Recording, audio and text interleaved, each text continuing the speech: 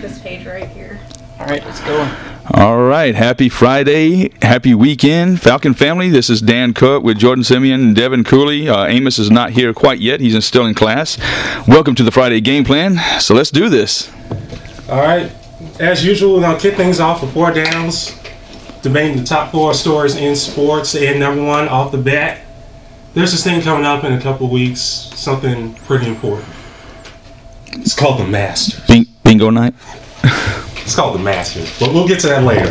There's this other thing, you know, somewhat important. It's called the NFL Draft, whatever. Right. Is that when everybody goes to war or something? I think that is. Oh, okay. I think that's it. Yeah, well, you know, I did hear, you know, war rooms, yeah, so, yeah. I catch the correlation there. Basically, the question is this, gentlemen, who you got and where they're going? You know what, I mean, it's hard right now because there's still a few players that have not worked out for the teams or for the NFL in general yet. Yeah. It's still kind of hard to say. Yeah. I can't really tell you like 1 through 32 or anything like that right now. I can pick some folks, you know, off and on. You know, just depending on what they need. Like for example, I may not even pick a person, but like, you know, Kansas City. What don't they need? All right. Good news is you got a quarterback. Bad news is you need a whole lot more. He needs help. Offensive lineman, probably. You're going to have to protect him. You're going to need somebody that's going to be able to get the running backs free. Do they have running backs, period? Well, that's the problem. They have running backs. And that's one of those things that the NFL was not great at in the past. I mean, in the past, you know, when they used a fullback, maybe. But now that they've gone to, like, some of these teams are going to running back by committee. Yeah. To me, I live by the whole, you know, mantra back in the day where if you have 4 running backs, you really don't have one. The only team that I've seen that's done a good job of that is actually your team, the Saints. Yeah. But that's because they're such a high-powered, you know, like passing team. I would argue that they actually, you know, kind of get a little bit more going than that. The Patriots did an okay job.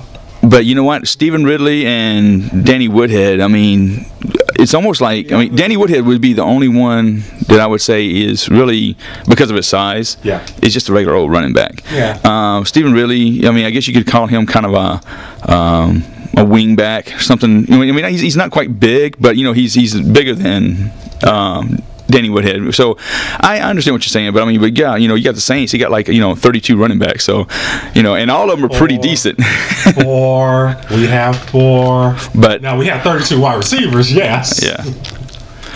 But yeah. But you know, I would say, you know, like for me, I got real quick. Go ahead. I have the following things written down for me. 1, I think possibly 7th round, maybe undrafted. I want to see Marcus Lattimore coming out of South Carolina. I want to see him go to the Giants. He'll be picked up. I think they have the time and money to invest in his rehab. Mm-hmm. And I think down the road he'll be one of the best backs in the league. I'm not saying Adrian Peterson. No. But I'm saying better than half the league. Well, you know, I'll say this. I agree that he should be picked up by somebody. I really do. I'm not sure. Like you said, I don't know if it's going to be the 7th round or if he'll be like a supplemental, you know, player picked up after the draft. Yeah. The knee injuries, because it's been more than once, scares me. And not just, you know, in terms of his reliability, but more about his health. I mean, I feel bad for the guy. I mean, I hate to see anybody go down like that. Yeah. You know, right now, I mean, I would say here's my controversial comment on the draft. Geno Smith. I honestly don't think he'll. If he does, let me put this. I won't say where he will or will not go, but if I was drafting, I wouldn't pick him until either late 1st round or early 2nd round. Agreed. I would not pick him early in the 1st round. I've seen Todd McShay, I think, has him going in the top 5. Yeah, I kid you not. I looked it up on ESPN the other day. I'm like, why is Geno Smith in the top 5? On ESPN right now. Keep talking quickly. Yeah, look that up while we're talking, because you know, and then of course Eddie Lacy. I mean, of course. Todd or Mel? No, Todd McShay. Okay, because I was about to say it was Mel. I'm about to slap somebody. Mel Kiper. Raise your hand if you think Mel Kiper looks like somebody you find in a creepy dark lounge somewhere. I mean, seriously. I mean, is it just me?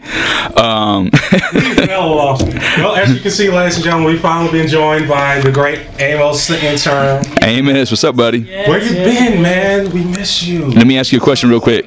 Do you have access to this audio cabinet? I'll have to get the key. Can you do that? Because we could really use it. What you need? We Devin? need a gender bender for an XLR cable, and there might be one in there. Okay. Can you at least just let let us see what's in there? And in the meantime, we'll keep the ball rolling here. But as far as Oh my God, it's true. what? I told you, man. I mean, I don't know what he's smoking. I want to smack Todd McShay. Yeah. Just every year when we get to draft time, I want to smack Todd The McShay. beginning of this last season, I even said then that Geno Smith, not a knock on him, but the way they were hyping him, he was overhyped and overrated because of that. Him and Barkley. Yes, I totally agree because They're good. I think they're good. They're good. Serviceable. Right. But The opposition that they were playing, Andrew Jones. right? The opposition that they were playing, weaker defenses. First of all, Play the SEC. I mean, look at and then of course Baylor. We see what happened with Baylor and West Virginia. Baylor put up 70. Dear God, basketball score. And then the week after, they then got trounced by Texas State. But 3 weeks in a row, they lost by like 30 points apiece. It's ridiculous. What happened? You used all your points against Baylor? I kind of see some tendencies in Geno Smith that remind me of Denard Robinson in the sense that he will throw the ball up and have faith that his receivers will find it, okay, and chase it down. It's not about accuracy all the time with him. It's like, okay, you got the speed, I'm just going to chunk it as hard as I can. You go chase it down. Though at the same time, that's exactly what I thought about Robert Griffin last year. Like, I watched a couple of his games, and I was just like, yeah, you can run, but I don't see him being able to throw. But he came out, and he played really, really The well. last few games of the season, he, as far as like when he was in college, Yeah. I was pretty impressed with Griffin. I was actually hoping the final playoff game, Yeah. he wouldn't play. Really? The playoff game. Oh, you're talking about NFL? Yeah. Yeah. I was hoping he wouldn't play. So, I did too, honestly. I know you're trying actually, to- or at least pull him out. I know you're trying to gain the respect of everybody in the locker room, but after the season you had Yeah. the respect of everybody in the nation. There's Yeah. nothing left to prove. Get healthy. Now, what's another story? What's the next story on the top four here? Going into NFL, some NFL offseason headlines. First things first. Is it just me, or does everybody decide, you know what? Life's good out west. Let's move. Because there have been so many players going to the Niners and the Seahawks. It's ridiculous. Let me tell you something. I've lived in Southern California. Is it nice out there? Oh yeah. The thing is, it's so nice all the time. It's almost monotonous. To me, it gets boring. It gets a little boring. I mean, for me, because I'm used to the variety. But with my knees the way they are now, I'd move there. Yeah. But now here's the thing. You gonna catch you surfing? You know what? If I go to Hawaii, maybe, because I used to live there too. But when I lived in Everett, Washington, which is about 30 minutes north of Seattle, Yeah. it's a beautiful place, man. Really is. Beautiful place. I lived in Everett. Is kind of a retirement military community, and again, really close. Everybody's kind of really nice. So it's just a really, I don't know if it's that So geographically. carefree Canadian flow that comes down from Vancouver or whatever, but So we know geographically. it doesn't rain as much as people say either, by the way. Geographically, they're good places to move. Of course, if we're talking teams, the Niners and the Seahawks. You think about what they did last year. They are on a distinct uptrend. I've officially stopped calling the Seahawks the Sea Chickens. Oh, that's good. That's good. It's like, I have to respect you now. Why? Because you're good. Doesn't mean I have to like you. True. Yeah. Let me tell you something. I don't like the Seahawks. I respect them. You know what's- love Russell Wilson. Oh, absolutely. I had him as a steal in the draft, but I actually had him going to Kansas City. Yeah. So I'm looking at him. I've been a fan of Kansas City. Like, what? I've been a fan of. Did you miss out on? I've been a fan of Sidney Rice for a while now too. He's good. He really is. He's very reliable. He's a good combination of size I think and he's a little speed. underrated. I agree. I agree. I like the fact that they went out and got Percy Harvin. That's going to help them a lot. Percy Harvin has the potential of being like a Wes Welker. Oh yeah. You know what I mean? Play that slot position or something. Faster. Yeah, right. quicker. And put him on special teams along with Leon Washington. Yeah. Oh my God. That's dangerous. Yeah. But if you ask me right now, who's still winning the NFC West? I'm still taking San Francisco. I'm torn because I was actually thinking Seattle might pull it out this last year. Yeah, I really did, and I think really honestly, I believe they should have. I think they shot themselves in the foot a couple of times. Yeah. So mistakes. If they can clean up those mistakes and use these new players, then they can really challenge. I think so, man. I think it's going to be like 1A, 1B over there with those two. Definitely. But for me, the teams are pretty much equal at almost every position except one. If I had to pick quarterbacks, I'm taking Kaepernick. I'm sorry. I love Russell Wilson, but I think Kaepernick's a better thrower. We're gonna skip into third down right now, and it's a topic that causes me much pain. The NCAA tournament. Ooh. My bracket died day one.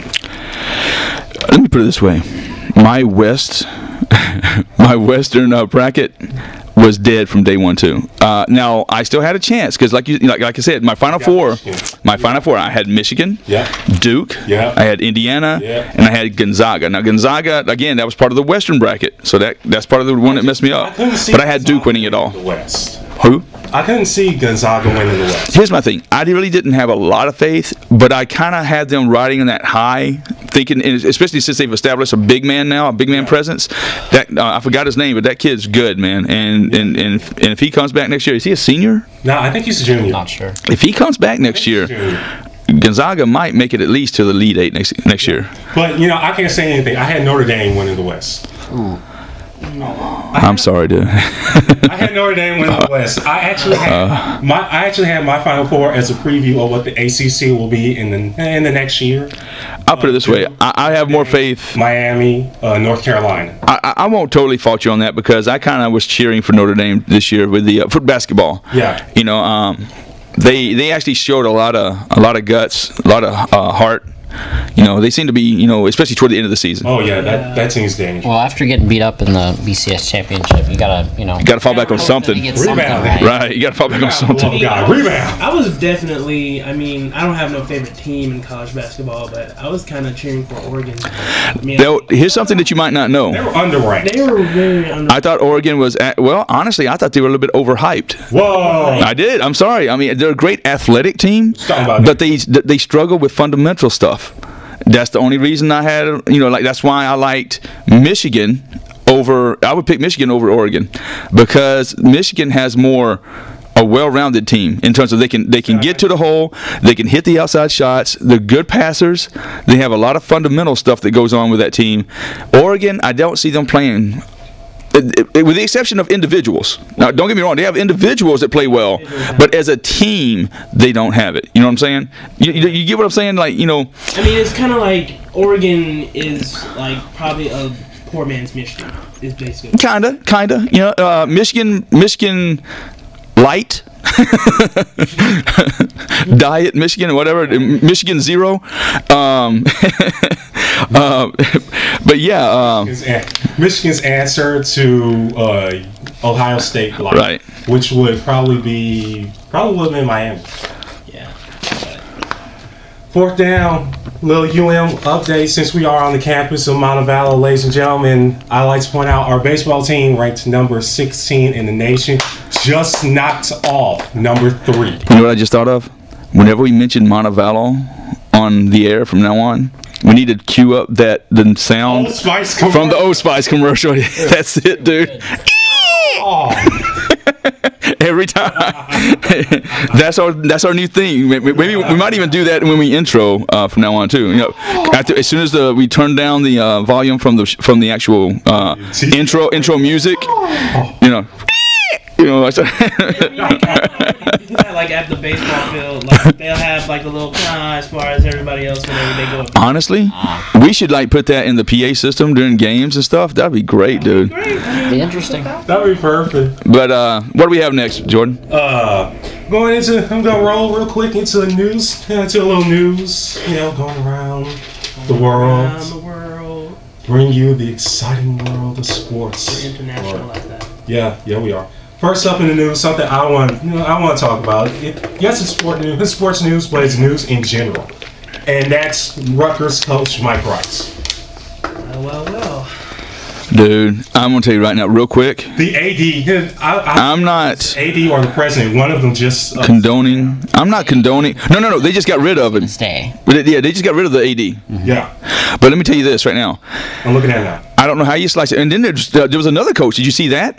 Yeah. The assistant was doing the same thing. Yeah. So let me tell you something. I'm gonna say this right now. Okay, especially considering once you're up to 18 years old and whatnot. Yeah. And you're big, especially if you're bigger than the other dude. Abuse is abuse. Yeah. And I've always been the kind of guy that, don't get me wrong, I mean, ever since the Marine Corps, it's even more so. Yeah. But you're not going to shove me, hit me in the head with a bat. You got one time to hit me in the head with a basketball. I don't like anybody touching my head. I want to tell you right, hit me in the head one time, and I'm getting kicked out of school. Yeah. Because I'm about to go off. Because, I mean, that's not going to fly. The one thing I have heard on all the ESPN radio shows, former players calling in and defending him. How? Dude, somebody must be getting paid to be hit. It's indefensible. I would not defend it at all. Yeah, absolutely. I mean, some people just buy into like the system of his coaching style. Right. But I mean, as far as the moral standpoint, I mean, you can't just verbally tear down someone to build them up. How do you do that? I don't understand it. How much time we got left on? 47 minutes. Okay, cool. We're good. Music or? No, but I mean, not right. No, we're not ready yet for the music, are we? No. Right. Okay, so we're still having a little bit of bugs to work out in our inaugural